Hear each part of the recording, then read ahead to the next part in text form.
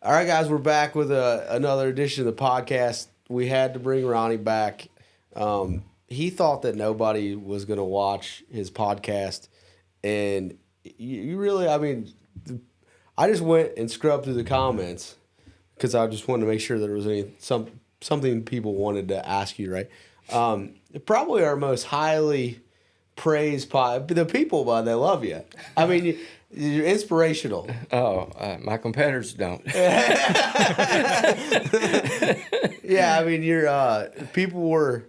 they loved hearing your story. I think they loved how it was intertwined with, obviously I'm your son, but just everything. They loved every bit of it. Rick, right? The people was just very just stoked. Yeah, so that way you hear it not just from me. Rick will agree. I confirm, yes. They loved it. So, we knew that we needed to bring you back for part two. Part two worked out today. You got a lot of exciting stuff happening. You're looking good. I mean, you've been going to the Y with all the Y moms, or? I do it all. I go forward too. Yeah, he's looking good. He's looking good and healthy. The pacemaker's pacing, and the real big reason here is my mom has been retired now for a little bit, so she makes sure that he eats. Oh, absolutely. Yeah, that's a big component of why you're looking so good. Is Barb is forcefully feeding you. Feeds me the right stuff. Yeah, that's the big. We're no different than a race car. You put bad stuff in. That's right. That's the result. Yeah. A couple. Go in bad and come out worse. Yeah. There's a couple of things that the people loved. They loved your fun coupons. The comment, they thought that was hilarious, and that the when we're badly bent but we're not broke, they thought they were asking for T-shirts. So Yeah, they wanted that on a T-shirt. Yeah. I mean, it's because it's true, Yeah.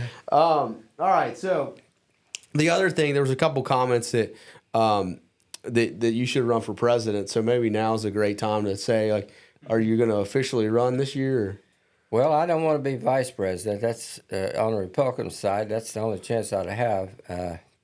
So for this time, I'm not going to. You're not going to throw run my name in the hat yet. Yeah, maybe next time. Yeah, maybe next time. I mean, you feel like Ronnie could do a good job, Rick. Slide right in there. All right, so to jump right in, I want to get, just to give you a context where we'll go. I do want to talk about what you're doing now and what you're getting ready to do. But first, I thought this was a really great question. From when you started racing, what year did you start going to the drag show? Which year did you start? Well, actually, as a spectator, I was going in the early 60s. Yeah. As a spectator. And then I bought that 69 Camaro Copo. And prior to that, I ran the 66 Corvette. And I started out running that in stock. And because of the independent rear suspension back then, we weren't allowed to change over to a solid rear end. And I had some near accidents that way. So I bought a 69 Camaro Copo big block, and I raced that. That was through 69 through the 70s. But you showed up to the racetrack first time like 67-ish? Yeah, that'd be safe to say that. 67. So we got 60. Rick, can you do some math for me real quick? So we got, it's 2023. Oh, really? Yeah. 24, my bad. Yeah, I know, I'm bad at it too. That's why Rick's doing the math. Yeah. So we got 2024, and you started, your first time with the racetrack is 67. How many years we got there? 67, 70. Yeah, 50. So 30, you've been going to the 33. You don't have to do the math. 57 years or so. Yeah. Yeah. So you've been drag racing for 57 years. That's correct. That's a long time. That's a long time. And the interesting thing is you've really been super stock drag racing for 57 years. Yeah. So imagine whatever class that you're racing now, right? If you're watching this, you're going to race that class for 57 years. I don't believe that most people have the tenacity to do that anymore, but that's a completely separate conversation.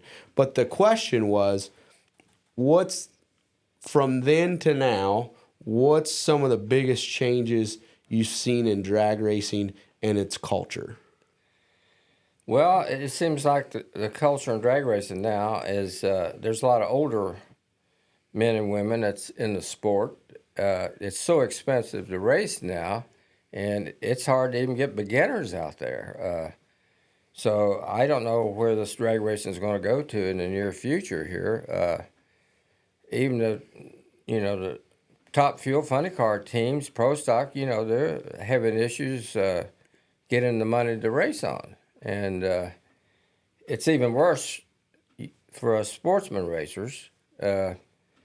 So I don't know, unless you're born with a silver spoon in your mouth, it's tough out there. And, the kids today, they don't have beginnings like at my age back in the 60s and 70s where you had all these muscle cars coming out of Detroit.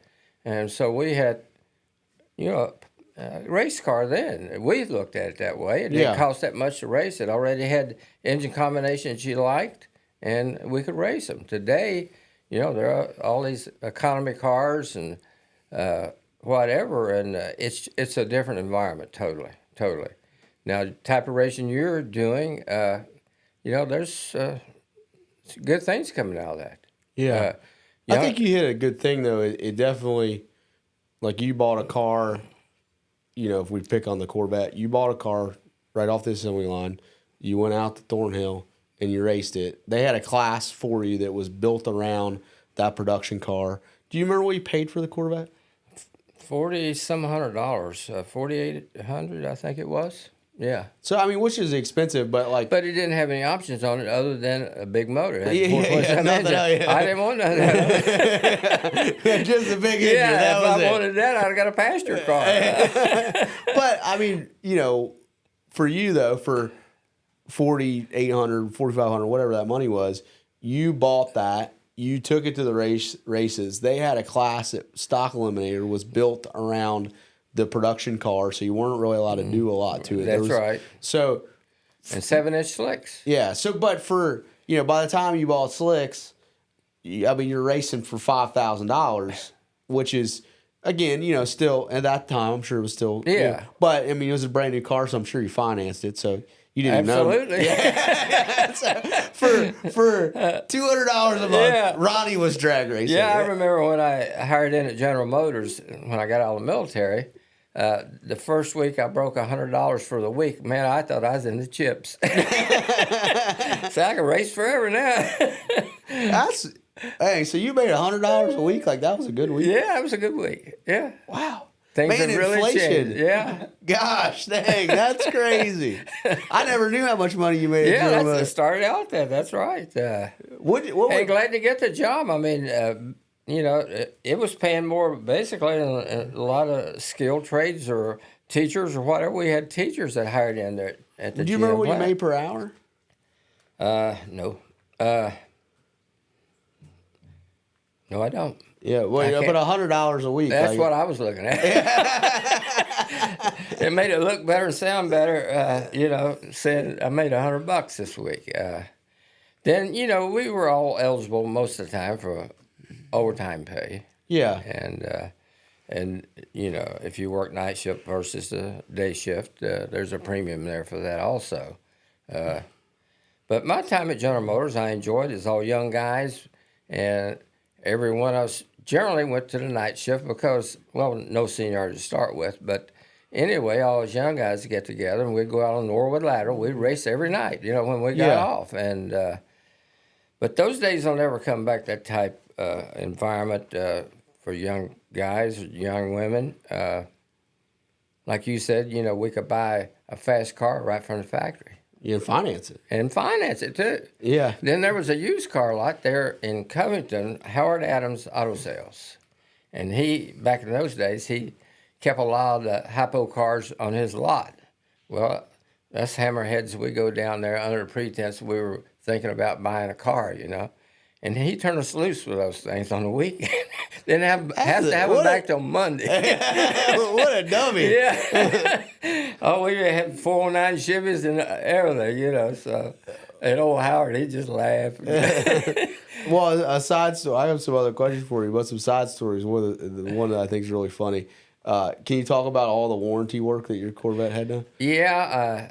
again, I was drag racing the Corvette, and I drove it back and forth to General Motors, and so then I'd race it after we got off, and occasionally I'd break something. I have some issues, and Queen City Chevrolet was in operation, and so I called down there, talked to one of the service managers, and they said, "Bring it on in." I tell them what it was. It was just like having my own personal garage, and they took care of it. So anyway, they turned in so much warranty work on that Corvette. They knew I was racing it. Yeah, they're just doing you a favor. I get this letter from General Motors, and in the letter they said, "We understand that you're having issues with your Corvette. If we can be of any further assistance, please let us know." Now, talking about the good old days. And the same way, I always ran big blocks back in those days. And if I needed a big block, I'd call down to Queen City Chevrolet to the parts department. Larry Alvarez worked in there. And he also raced a Mopar. So I'd tell Larry what I wanted. He said it'd be sitting on the dock when you get off from work. So I'd go by there when I got off from work, pick up the engine. Now, this wasn't warranted, getting that new engine. Yeah. But anyway, it was cheap enough you could afford to do it. Yeah. Even on a $100 a week paycheck. Yeah. So that's what you think the biggest change in racing culture is just really the expense of it. The expense and and getting enough young people to be interested in it, drag racing. Because most of them, they have these smaller economical type cars, small engines and whatever, and us older people, we like the big American iron, V8s. Yeah. And those times will never be back. So what's out there is out there. Yeah. I love going to car shows, seeing some of the old stuff. It's yeah, it would have been a unique time to live. Very unique. Yeah. Very unique. Us older people, we've lived to the best of the times. If you're a car guy, it was nothing like it. I mean, yeah. All right. Well, so the next question was actually right under this one, but it kind of goes along with that. But it was more, what do you think about all the technological advances of drag racing? What do you think about how complicated it is now? Well, complication is good. I enjoy it. I like the challenge. Early on, I didn't necessarily like it. I like to keep stock class cars as pure as possible. Yeah. And then when this new technology come out, for instance, like electric shifters for a non-automatic, I'm thinking, well, what kind of wuss would need a device to change gears for me? Stuff like that. Then the next step was they couldn't police it enough was the head situation on these stockers and super stockers. People were starting to use acid, opening them up, and NHRA couldn't really catch it. It was there. So then they opened it up to where we could do the intake and exhaust runners, but we still had to maintain all the factory specifications on the heads and the rest of the motor. Yeah. But it became more expensive. The economy end of it, it wasn't that economical as time went on because they were letting little changes come into it. And the cars were getting faster and faster. So if you wanted, to race, if you just want to be one of the boys, you could go fairly cheap. But you go to an event like the U.S. Nationals, you weren't going to qualify. They only let so many cars in, and if you couldn't qualify, you were back on the trailer heading home. Yeah, you didn't get the race. You didn't get the race. So to keep up or exceed, you had to spend more money. And you had to be selective of what shop you went to. So, you couldn't expect a shop owner to know all these combinations that's out there and give you what you're looking for. So it's up to the individuals and their cars what they need to kind of help this thing along and pass it on to the shop owner. I mean, well, your situation was always unique with running Superstock just because you were having to rework factory parts. Absolutely. Which is not really, most people really don't we're so far removed from that, of where, pretty much anybody that we know that we're doing something for or working with, there's no factory parts left on this car. You're already buying a nice set of cylinder heads. You're buying, and you might, if you use Bischoff, for example, he's speccing all these pieces, but it's not like your deal. Like, they're starting with a stock set of casting cylinder heads, and then they're making them to all these, just so much more labor intensive. Absolutely, and that this cost, it rises from that because you're paying for all that labor, and a lot of it's trial and error. It don't always work. Unfortunately, you can't say, well, if I do this, it's going to go faster, or live longer, or whatever. And you're after, in stock and super stock, when you get a combination worked out, it's really, really hard and expensive to improve on it. Yeah. So you're just looking at little small increments. Like I've used the illustration before. It's like throwing pennies in a barrel. Throw 1 or 2 pennies in it don't amount to nothing. Yeah. You throw 100 in there, you got $1. So that's about the way racing is. Yeah. And whether you're a pro or a sportsman like myself, they go through the same thing. Yeah. They just have more money to spend. So, and just what you've seen, all the advancements, like, I remember when you switched your car to fuel injection, that was a big thing for you. And then just learning all the different things that you can monitor. Converter technologies came such a long way. If I had to answer that question, and you can agree or not with me, I think the electronic side of things and torque converters is really, because horsepower has become easy, not for what you do, but just in general. You can just buy it, right? Mm-hmm. But to manage it, to make it go down the racetrack, the engine management side of things and the torque converter side of stuff, man, we've learned a lot. Yeah, it's basically about combinations. You can go to any reputable machine shop and get machine work done. And again, I want to repeat what I just said. That machine shop owner doesn't know every combination out there and what, he'll machine the block and this, that, and the other. But when it comes to camshafts, for instance, he'll call a cam manufacturer, talk to them, so it's back and forth all the time. And, they can put it on the dyno, which that's a good start, believe me. And but the real answer to that is going down the track. Yeah. The dyno can't duplicate that, but it can get you in the ballpark. Yeah. So then it's a combination of parts and trying them. You mentioned the torque converter. That's a big deal on a superstocker. Big deal on any race car. Yeah. Yeah. There's a lot of voodoo magic in a torque converter. Yeah, absolutely. What do you think about, all right, I want you to take, I would say, we raced a lot in the 90s, but I feel like probably if we had to pick a heyday of your racing career, would probably be in the 80s. Am I right about that? That's a good assumption. So, in the 80s, you had no internet. No. You had no cell phones, no nothing. Like, you're driving down the road in a square body Ram truck, which I wish we still had. That would Me too. That thing, that would be sick. Yep. Charlie Brown would look so good. Yeah, Charlie would look good on that. It would have been. But I really updated. I had a aluminum bed on it. Yeah, dude, that's man, that would be sweet. We need to find one of them.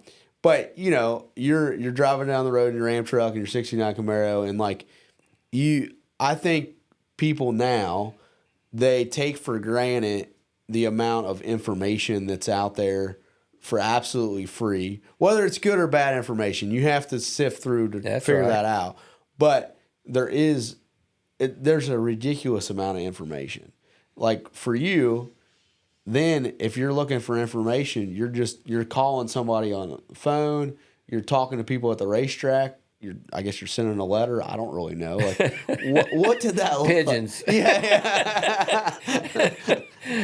Like, I even think about the traveling aspect of it. Like now, Brad and I get the motor home. We just put it in our phone. Like, we're going here. Yeah. And you didn't have any of that. Oh no. Like, you're just got this paper map, like, which is so like foreign to us. I had a big atlas, a road atlas that I carried with me, and generally I didn't get too lost.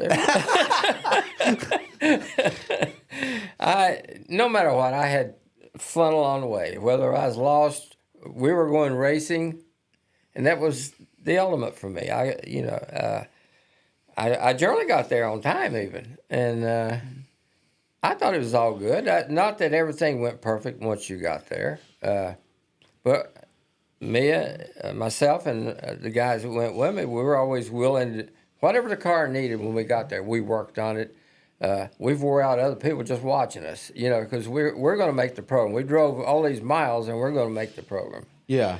And so we were willing to do that. Well, that's how I think if you guys watch our videos, you see us do a lot of really dumb things to make the next round and, to find ET, to do whatever, and I got that from you. You've always were willing to do really dumb things, to what most would consider really dumb things, to keep going, right? Yeah. Like, we got to make the next round. Like, that's the only option. That's it.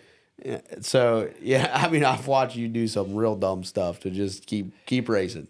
I remember this particular year at Indy, and my buddy was with me, and at that time we were having transmission problems, and I was getting transmissions from several different suppliers around the country, and I was having issues with all of them. It got to the point where other racers thought I just didn't know what I was doing. There's no way a guy could have that many issues with a transmission. Well, anyway, we changed out 3 or 4 transmissions, and same with converters that one day. So finally, Mike was worn out, and he's leaning up against the trailer. And I had to give him a pep talk. I said, "Look, bud, we came here to race." I said, "Don't wuss out now." I said, "We got to get in the program." So we went from number 7 qualifier, 177th qualifier. Yeah, you weren't even on the sheet. Not even on the sheet, to number 7. They take 128 if you. Yeah. So so my buddy, he was all right after that, but that's just some of the things class racers go through. I wasn't alone. Like I said, if you drive cross country or whatever, go to U.S. Nationals or whatever, you're not going to go in there and make a bad pass or a little something wrong, and you're going to load it up and say, "I'm going back home." You don't do that. You try. I always carried enough stuff in my trailer, transmission, converters, stuff like that, valve train parts, that, when I got there, if there was an issue, generally I could fix it. What do you think, so with the, back then, and I've watched a lot of stuff about, race, if we're going to pick the 80s, okay? The events were huge. Absolutely. They were huge. They said there'd be 100,000 people at the U.S. Nationals watching that happen. There was a lot less events back then, though, right? There was. And, the viewership now at these tracks, I've noticed it is diminishing. It's, even the U.S. Nationals. It's not the capacity crowds that's been there in, say, earlier years, because drag racing was a big deal. Yeah. Whether you're a sportsman or a pro or whatever, it was a big deal for spectators. So what, from then, when you you started in the 70s and 80s to what you see now, do you feel like some of the magic's gone? Yeah. I don't know if it's attributed to my age now or what, because I've been through the whole gambit through the years. So that could possibly be some of it. But I still get that thrill trying to make a... Yeah, and I think that's personally, but what I'm kind of trying to hammer on is the event side of things. What do you think that they had then that they don't have now? What do you think some of the differences is? Well, that'd be hard to name just one thing, but let's just start with the announcers at a drag strip. Okay, back then. Yeah. Just get on YouTube and look at some of these older events and listen to those announcers. They're building excitement into that race. Yeah. And that's gone now. Yeah. That's all gone. That's fair. Yeah. So Well, that's what Jeff Thomas, the guy that does War in the Woods, you met Jeff. yeah, His announcer, Jamie Deers. Jamie announces hill climbs, but you liked being at War in the Woods, didn't you? I did. I loved it. What did that remind you Of the early days. It did. It absolutely did. There's a lot of enthusiasm there, not only from the racers, but the spectators themselves. Yeah. And when you were up racing your car up at Kilcare, my wife and I were sitting in the bleachers watching you. And even the excitement, I felt it there with the spectators. And they're all looking for Charlie Brown. Where's Charlie Brown? And, of course, that made me feel good to hear that, But it was a good time there. It's been a good time the times I've gone with you. And it takes me back. And I'll never be young again, let's face it. And I really, I watch you, Brad, and the crew here getting ready to go to a race, and I have flashbacks when I was younger, what all I went through to go to a race, and I miss it. Yeah. I absolutely miss it. Miss the struggle. Miss the struggle. I miss, like when I don't go, through the years I've met a lot of racers from across the country. Sometimes they're out of country.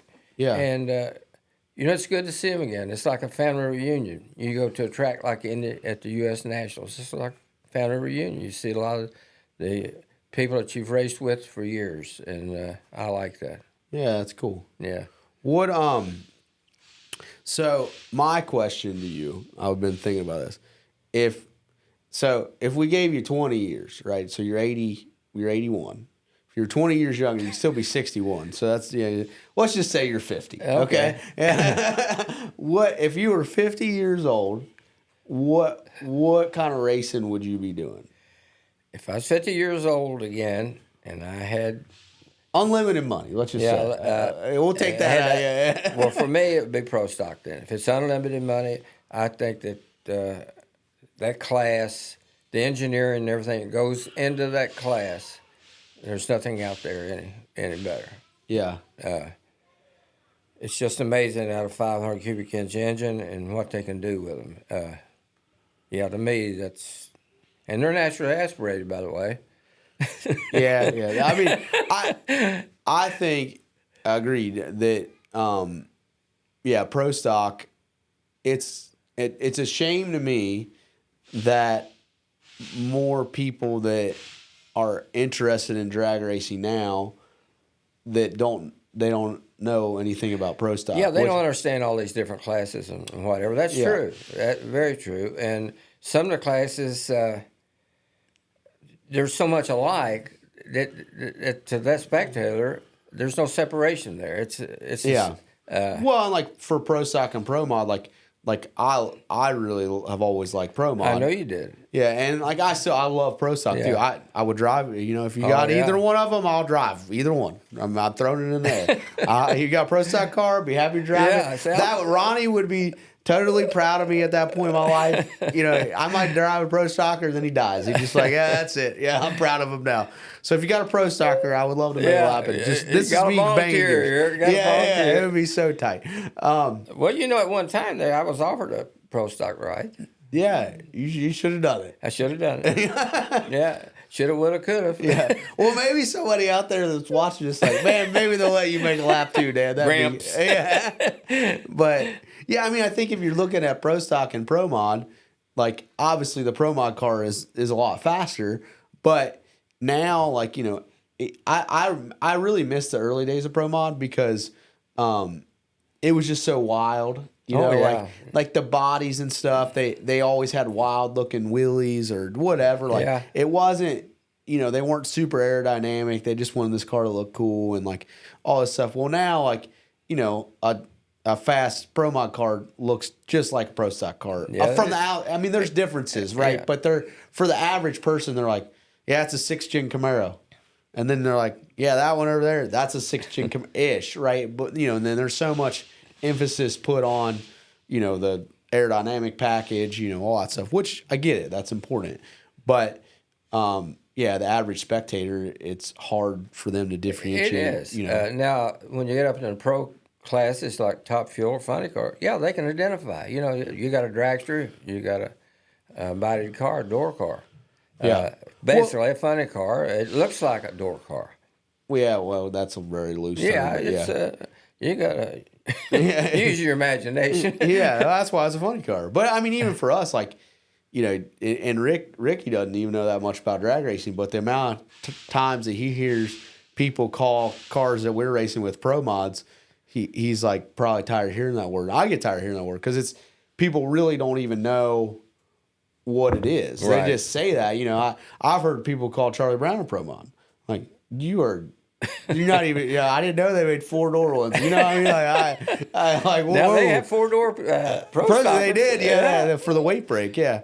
But I do think that a lot of the people in drag racing today could really use a history lesson. You know, they always, you know, think that stuff's new problems, new whatever. It's like you've been through everything that everyone's complaining about.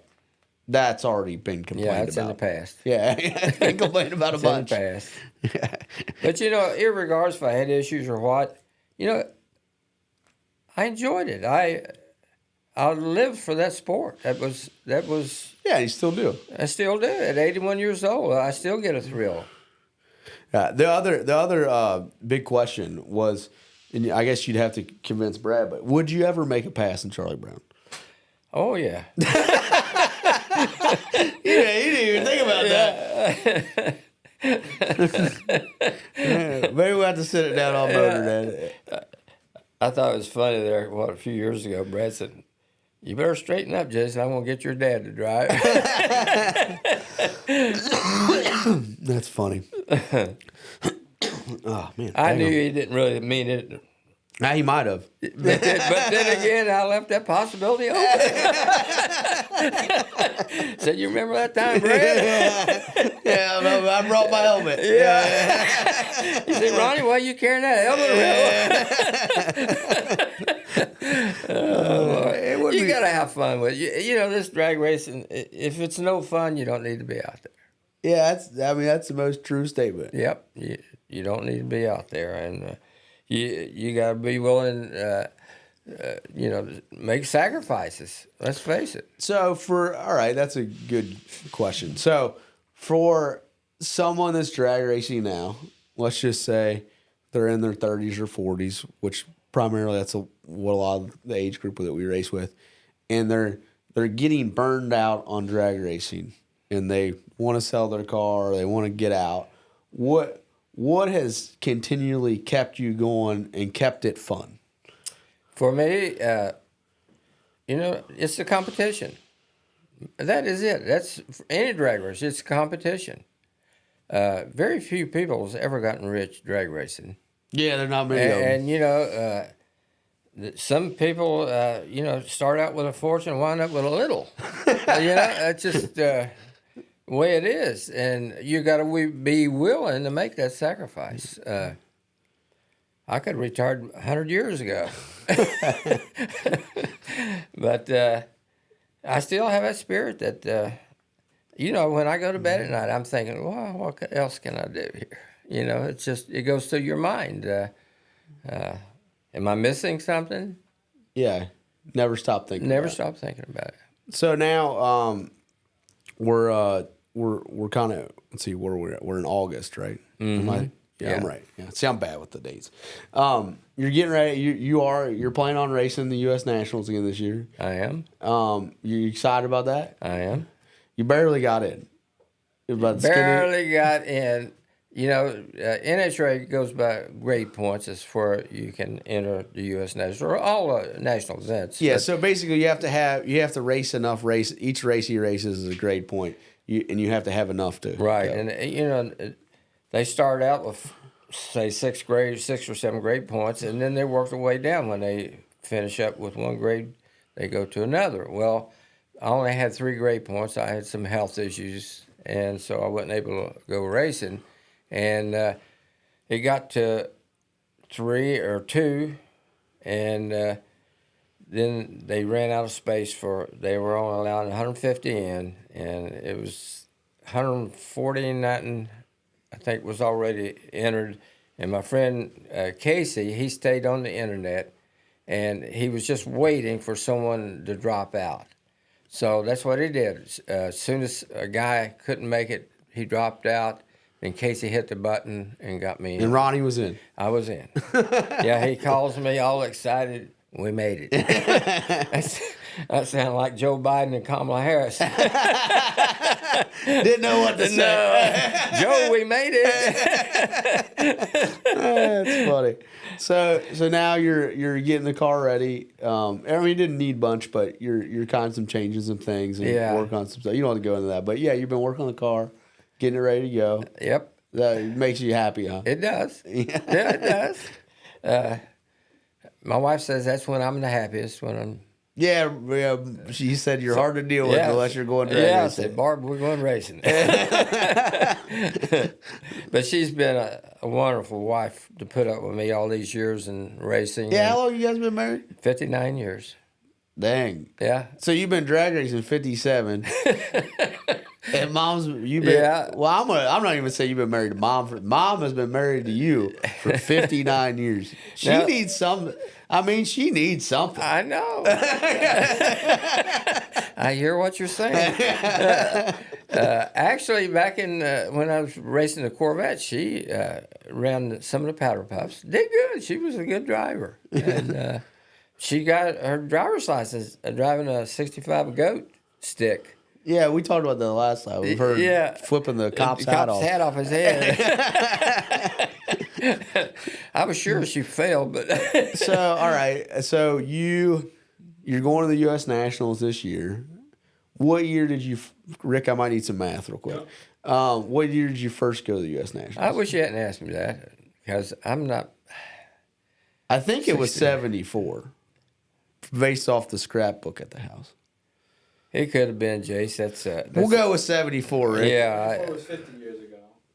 So so this would So this would be your 50th time. Yeah. Oh, yeah. Going to the U.S. National. Dang, that's 50th time going. Wow, you could look at some of them trophies I got at the house, and We got a lot of them out here. That makes us look like winners. You are winners. I appreciate all the attention you give me, but you guys. I mean, the sad part about it, Dad, is they never really paid you any money to win all these races in HRA. No. So we might have won more money this year with Charlie Brown than you have your entire racing career. Not necessarily, but I think my biggest paycheck, I runner-up at the U.S. Nationals from NHRA. I got a $12,000 check, and then the rest of it was all those stickers. It was all contingency money, and I think overall I wound up about $18,000. I mean, the crazy thing is they probably that's runner up in Indy. You run up against Larry Morgan. Up at Columbus, winning that national event, which your mother was pregnant with you. Yeah, that's it. I don't know if we got a camera that goes over there, Rick, but that's that jacket that's on the wall. Is from when you won that. How much did you get when you won that was the whole thing, big trophy. Yeah, cool jacket. Which somebody should. That jacket's sick. Oh, you should wear it. You got a lot of publicity back then, even as a sportsman racer. Just like Remke owned all them grocery stores and stuff. The next day, you was talking about that ramp truck. I had the Camaro up on the ramp truck, and I hear someone outside in the driveway, and I go out, and here's a guy with a camera crew out there taking pictures of the race car. The little guy from Kentucky, wins national event, and I've got that picture somewhere. With the car sitting on the, but then I got calls from like National Dragster, wanting to know my jacket size, and all that stuff back then, which they've gotten so cheap now, they won't even give you a T-shirt. But it was. It was different. All right. So after you talk, I think I formulated an idea. Is really. I think so. We're talking about the magic of the event. Uh-huh. Well, back then, there was way less events, and they were way more intentional with everything that happened within that event. That if you won, you really felt special, right? Like, and they gave you your time. No, absolutely. Now I think there's so many events, there's so many places to go drag racing. It would be like the reason Christmas is special is because it happens once a year. Right. Well, what if we had 4 Christmases? Yeah. It wouldn't. You're right. Absolutely. I think that's kind of what's happened is people have just taken for granted the experience, and they're no longer putting the effort in to make the experience. Yeah. For the it has to start. You got the racer and the spectator. It has to be. We're all just people, so there has to be that experience for both, or both won't continue to come. And I do think it's interesting. A lot of times people say, they'll pick on NHRA and say it's dead and this and that, and like I know what kind of car count we get, and it's not that great, even on our bigger stuff. Mm-hmm. Like it's okay, but like right now, you are fighting to get into the U.S. Nationals to race Superstock, and they take 150 cars just for Superstock. That's a lot of cars, man. Just Superstock, that's correct. And they're not, they're turning people away. Yeah. And then you have however many more classes. I mean, there'll be 1,000 participants there, really, right? For round numbers. Yeah. Maybe even more than that. And man, most small tire heads up stuff, man, I'm not gonna say never, but you're not gonna have that kind of turnout. It's just not gonna happen. So yeah, Wally Parks, the one that started NHRA, his vision was where we're at now. I mean, he looked down the road and it took us in that direction. Yeah, I think with Wally Parks, the interesting thing is like he started the NHRA to get people off the street. That's from original. racing. Yeah, that's original. Bill Coons out in California, police sergeant out there, and Wally Parks worked together in California there to get a drag strip started, and that's how the whole thing got going. Well, I think too, if you look back then, they did a good job of, they had stock eliminator, they figured out all these classes. I mean, there was a lot of rules even then, and you needed that person that really took charge and really made these decisions and had a big influence on it. And I don't see. I've yet to really find the Wally Parks of today. No, you won't. No, even the tech people back in those days, just to get through tech before you even got into the track. Using the Indy again as an example, we'll be out there on a circle track, and all these cars you're speaking of be out there, and they got these tech men crawling in under your car, checking out. If you were claiming a super sport in whatever class you're in, a Chevrolet Super Sport, whether it's Chevy 2, whatever we're talking about, every badge better be on that car, even to the dash. I saw him throw one guy, send him out to look for a glove box door. Because the wrong glove box. Wrong glove box door. It was that hard to get through tech. I recall this one time, and Marty Barrett was head tech man at that time for Division III. And Marty, he knew everything. He didn't need to get his big Bible book out and look at all these different combinations. He had it all upstairs. He knew it all. Ford, Chevrolet, it didn't make any difference. Anyway, I liked Marty. He was a fair guy. So then this one particular time in that 69, I changed shocks and put some longer ones in it for the travel, and I put shock towers on the back in the lumen.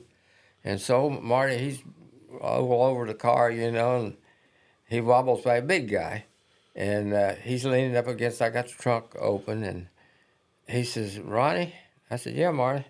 He said, "Now, those shock towers really look good." He said, "But they're not legal." You did a great job, Yeah, you did a great job, but they're not legal. Oh, boy. But those were, in my opinion, those were all good times. I mean, sometimes, up at Indy, we'd tear down, would be at one of the Ford dealerships up there. We'd take the car, they got the lifts and everything there, and back then, man, they scrutinized your car. I mean, it was tough. Yeah. And everything better be right. Like I gave the illustration of that glove box door. If someone had a windshield replaced and it didn't have that little sticker identifying that windshield from the factory, they threw you out, or you had to go get a windshield. Yeah. It was that tough, and when no gray area. No gray area. And if you got through tech out there, you felt like you'd won the race already. But it was nice to know that if you won or your competitor won or whatever, they tear you down and you're legal. I mean, what good is it if you're not legal? Yeah. I've had some rough times in tech. It's not always been easy. I think the self, like you said, you really feel like you've achieved something because you went, the cars to the letter, to the rules. Yeah. And I don't think as drag racing has evolved, I just don't know if people in general have that much patience anymore. No.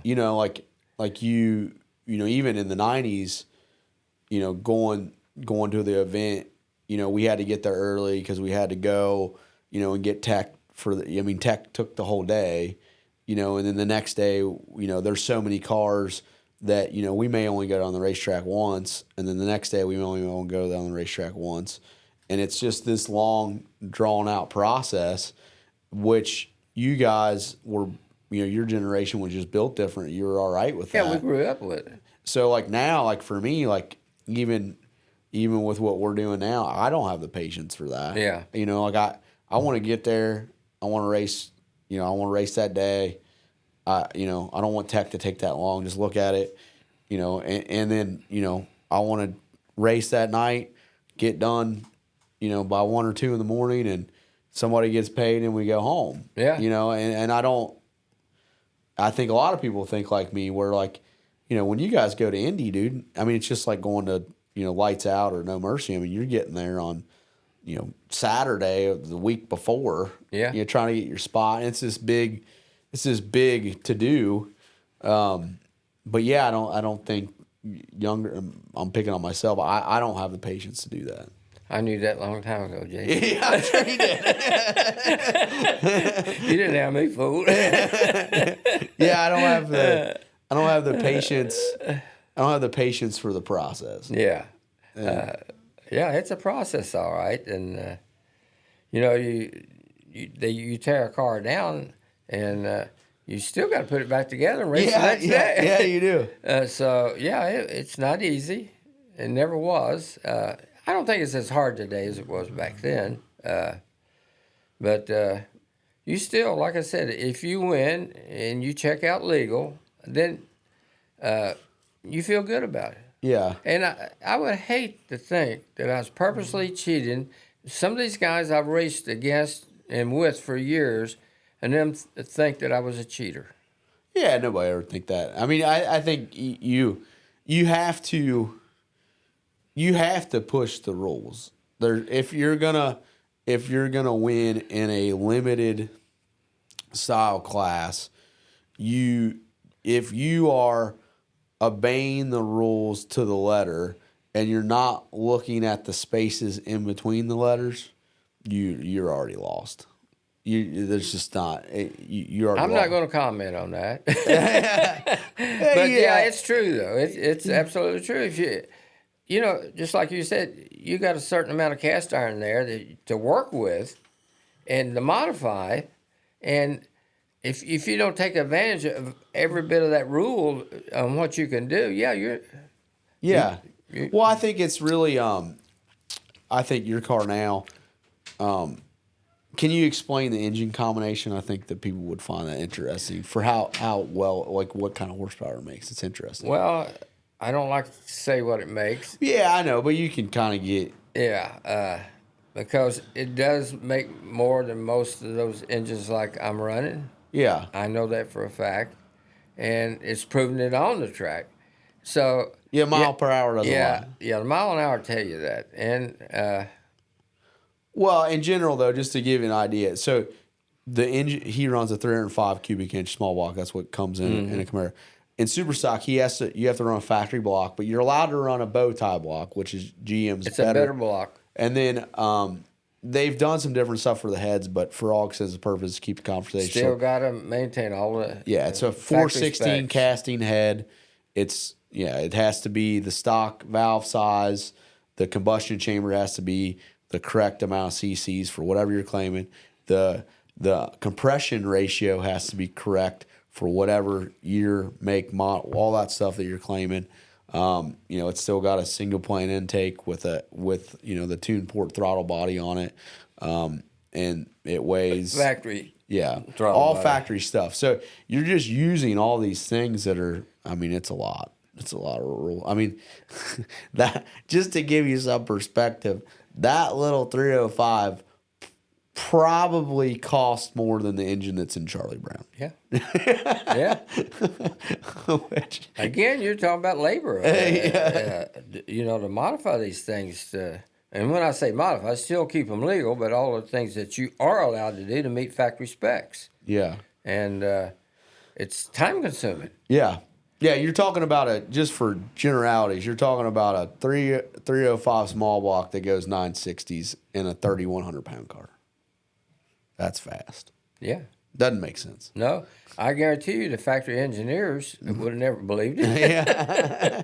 Yeah, there's a lot of 305s sitting in the bottom of lakes because people thought they were useless. Yeah, deep six of them. And I started running a 305. When I went from the big block 69 Copo 427, I was getting ready to go to Indy, and the shop I was dealing with at the time didn't have my engine ready to go. And so a friend of mine, I had an NAPA store at the time, and he would come in, and he was going to Indy. He had a small block. He raced in a Gen 3 Firebird. And he would ask me, you ready to go to Indy? I said, Jaws, I said, I'm not ready to go to Indy. I don't only have an engine. I said, your old buddy at the shop there hasn't finished it up. He said, well, I got a 305. If you'll put it together, you can race that. I said, are you kidding me? I said, I'm not going to run no 305. Well, it kept getting closer to the deadline, and he kept coming in. He said, you sure you don't want to try it? I want you to go to Indy with me. And I said, okay, Jaws. I said, I'll put it together. He said, well, the heads are down in Louisville there. You'll have to go pick them up, too. So that's what I did, and I went to Indy with it, and I qualified better with that 305 than I did with my big block. And I said, well, maybe there's something to this. Yeah. So from then on, I raced the 305, and I've had a lot of fun with that little rascal, and it's surprising. What year would that have been? That was 84, I think it was. Yeah, 84, 85. I had it painted in, I think, 85. Schroeder's name was on the back of the Camaro there. And that was the year I started racing it. And I've never looked back, really. It's been a good combination. I enjoy working on it and trying to improve upon it. And yeah, it's a lot of years. So do you know how fast it went then? Back then, in the 11s. Like 11 O's? In 11 O's, somewhere 11 O's, 1150. All depended. Yeah, so it's well over a second faster from where you started. Yeah. That's interesting. And let's see, it's probably 15 mile an hour, 16 mile an hour faster, mile an hour wise. That's than crazy. It was back then. Yeah. Yeah, all from just refining it. Yeah. It's. I mean, you've got to do a little bit more to it, but still, that's really impressive that you're not adding nitrous, you're not adding all these things. No. You're just adding. You can't massaging everything. Yeah, you can't make the engine any bigger. You can't make the heads any bigger. You can't do anything that most people would say you'd have to do to make it faster. You're just trying little things. That's right. It's all about little things.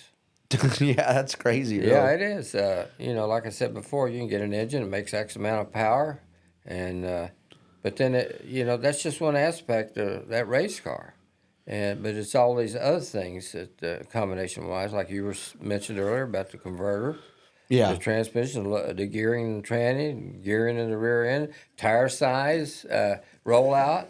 all that. It's all figured into it, and Well, I don't see any. I don't. I shouldn't say any, but a lot of a lot of people that come into the sport of drag racing, I don't think they realize the small details that they have to keep up with. they don't. Absolutely not. Yeah. It took me lots of years to understand that myself. But Like stuff that you didn't think really mattered, but it did. yeah, and I've had machine shops saying, "Oh, that don't make any difference," But it did. It did. Yeah. Yeah. And you keep doing that, and then before you know it, you're over a second faster than you were. Yeah. Well, I mean, basically that's 30 years of, well, more than that. Yeah, over 30 years. Of developing this same little combination. Yeah. It's fun with that little 305. When you hit the traps at $9,000, with all that stock stuff Jason explained. Well, there's been times when I scoot all the way over against the door when I come approaching the traps. This thing's already at $9,000, and I still got maybe a couple hundred feet to go. Yeah, for a while you had to run stock push rods, didn't you? Yeah. Small diameter, not necessarily the factory ones, but yeah, I ran 5/16 push rods for years because my mind said that lighter is better, but there was so much flex that was in the. Yeah. I was Just I was scared losing you're the effect of the camshaft, so yeah. Then I saw some guys with push rods that looked like fence posts. I'm thinking, oh, that's too big. Yeah. So anyway, I'm where I'm at now. I run a 3/8 push rod, 135 wall, and never an issue so far. And the big improvements have been valve springs. Back the years we're talking about early on there, valve springs was a problem. Yeah, you could only run so much lift in the Oh, cam. yeah. With them big blocks, I fired them up at the track and break 6 valve springs. Yeah. But today's technology with the valve springs, it's came such a long ways. Yeah. And I'm running a smaller diameter valve spring than I did back in the day. They're the same diameter as, say, a stock valve spring, and they hold up. Even at the RPM I run the car at, they hold up. So, yeah, that's one big area. But, when I'm talking about the valve train, the stock valves, they still have to weigh factory specs. So it's a lot of weight there with that valve. But, yeah, you kind of work in those areas and the valve pockets and whatever, and pick up a little flow here and there and put it all together. And, it helps. Yeah. Every little bit. That's them pennies thrown in a barrel. Yeah. Well, you got any closing thoughts? My closing thoughts would be that I feel like I've been really blessed through the years here to be able to do what I enjoyed, and raising a boy up that was his dream. To what he's doing now, that's really been a blessing for me. Yeah. So he took what little bit of knowledge I've had and extended on that. He's made it better. So I'm really proud of Jason. Well, I'm sitting here, but yeah. No, it's good. Yeah, we've accomplished. We have accomplished some stuff. Yeah. We're gonna keep going to accomplish more things. So I'm glad you're gonna go racing this year and so if our math's right, this 50th U.S. Nationals for you, which that's cool. So if we can get out of the shop, we'll bring all the boys. I think they would like to come. So well, they've been there. Brian bought you new shoes out. Yeah, I got a new pair of shoes out that one year. Yeah, your shoes rotted. I guess I ought to put my old racing outfit on, maybe. Yeah, maybe make sure you got no holes in it. Yeah. Say, look at here, Brian. This thing's been ventilated. Yeah, that's funny. But well, cool. If you have any additional questions for my dad, just drop them in the comments, and we can definitely bring him back on if you guys want him back on, or if he's willing to come back on. But yeah, so do like you did last time. Drop them in the comments below. I think that's a great way, and then I'll go through Yeah, and just tell him you love him and appreciate him. That helps him. Yeah, it keeps him going. I just hope that we haven't bored you. As always, we appreciate you guys watching. Please like, share, subscribe. We'll see you later.